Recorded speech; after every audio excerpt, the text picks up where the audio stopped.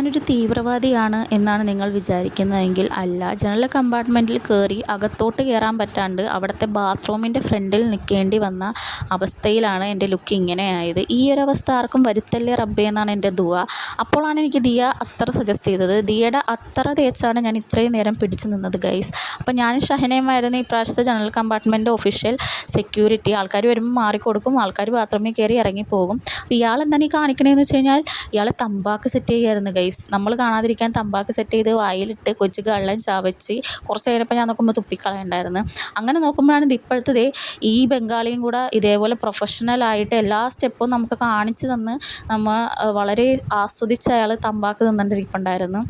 ഞാനപ്പോൾ എന്നെപ്പോലെ ഉളുമാരും മുഖം മൂടി അടിയിൽ ബാഗ് ഇട്ടിട്ട് അതിൻ്റെ പൊക്കത്തിരുന്ന് പിന്നെ ഞാൻ നോക്കുമ്പോൾ ഈ പുള്ളി എന്താ പറഞ്ഞതെന്ന് വെച്ചാൽ ദേടാ വെള്ളം വന്നടാ വെള്ളം. കാരണം എന്ന് വെച്ച് കഴിഞ്ഞാൽ വെള്ളം കാണാത്തവർക്ക് വെള്ളം ട്രെയിനിൽ തുള്ളിത്തുള്ളിയായിട്ട് വീണത് ഭയങ്കര സന്തോഷമായിരുന്നു. പുള്ളിയുടെ മുഖത്ത് വെള്ളം സ്പർശിച്ചത് പുള്ളിക്ക് ഭയങ്കര സന്തോഷകരമായിരുന്നു. ഞാൻ നോക്കുമ്പോഴേക്കും പുറത്ത് മഴയൊന്നുമില്ല, ട്രെയിൻ ചോരണുണ്ടോ എന്തോ വെള്ളമൊക്കെ വന്നിട്ടിരിപ്പുണ്ടായിരുന്നു തുള്ളിത്തുള്ളിയായിട്ട്. അപ്പുറത്തെ കമ്പാർട്ട്മെൻറ്റിൽ എന്തോ ഒച്ചപ്പാടും ബഹളവും തല്ലുവിളിയൊക്കെ ഉണ്ടായിരുന്നു. അതൊന്നും കാണാനുള്ള അവസരം നമുക്ക് ഉണ്ടായില്ല, ഇവിടെയല്ലേ. അപ്പോഴേക്കും പിന്നെ നോക്കുമ്പോൾ കാണുന്നത് ഈ കിന്നാര തുമ്പികളെയാണ്. ഇവർ ഇവിടെ സല്ലാപം എന്ന് വെച്ച് കഴിഞ്ഞാൽ ട്രെയിൻ കയറിയപ്പോൾ തൊട്ടുണ്ട് ഇവർക്ക് ഇവരുടേതായൊരു ലോകം. പിന്നെ ഈ പുള്ളീനോട് എനിക്ക് അസൂയാണ് ഗൈസ്. എങ്ങനെ ഉറങ്ങണം എന്നാണ് ഞാൻ ആലോചിക്കുന്നത്. ഇത്രയും മണവും ആൾക്കാരെ തിക്കും തിരക്കും, ആൾക്കാർ ചവിട്ടിയൊക്കെ അരച്ചിട്ട് പോലും പുള്ളിക്ക് ഒന്നൊരു പ്രശ്നമേ ഇല്ലായിരുന്നു.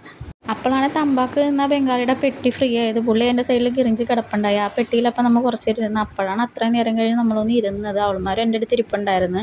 അങ്ങനെ കുറച്ച് നേരം നോക്കുമ്പോഴേക്കും അപ്പുറത്തെ കമ്പാർട്ട്മെൻറ്റിൽ ആളൊഴിഞ്ഞൊന്നും പറഞ്ഞ് കയറി ചെന്നതും ദിയക്കകത്ത് കയറാൻ പറ്റി. പുള്ളിനെ ചവച്ചരച്ചൊക്കെയാണ് ആൾക്കാർ കയറിയത്. എനിക്ക് ഷാനൊക്കെ അതിൻ്റെ അകത്തോട്ട് കയറാൻ പറ്റില്ല. അപ്പോഴേക്കും ഈ അമ്മച്ചി അവിടെ ഇരുന്ന് സ്ഥലം പിടിച്ച് നിൽക്കുന്ന സ്ഥലം വരെ പിന്നെ നമ്മൾ ഒരു കണക്കിന് അവിടെ നിന്ന്. അപ്പോഴാണ് ഈ ബംഗാളി വലിയൊരു തമ്പാക്ക് കവർ എടുക്കണം കണ്ടത്.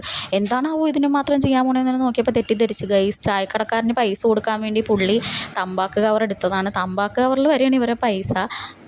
ഇത്രയും സംഭവങ്ങൾ ഇവിടെ ഉണ്ടായിട്ട് ഇതൊന്നും അറിയാണ്ട് ഈ ബംഗാളി കിടന്ന് ഉറങ്ങണുണ്ടായിരുന്നു. അപ്പോൾ ജനറൽ വിശേഷങ്ങൾ അടുത്ത പാട്ടിൽ നമ്മൾ ഇറക്കുന്നതാണ്. എല്ലാവരും ഒന്ന് കാണണം ഗൈസ്.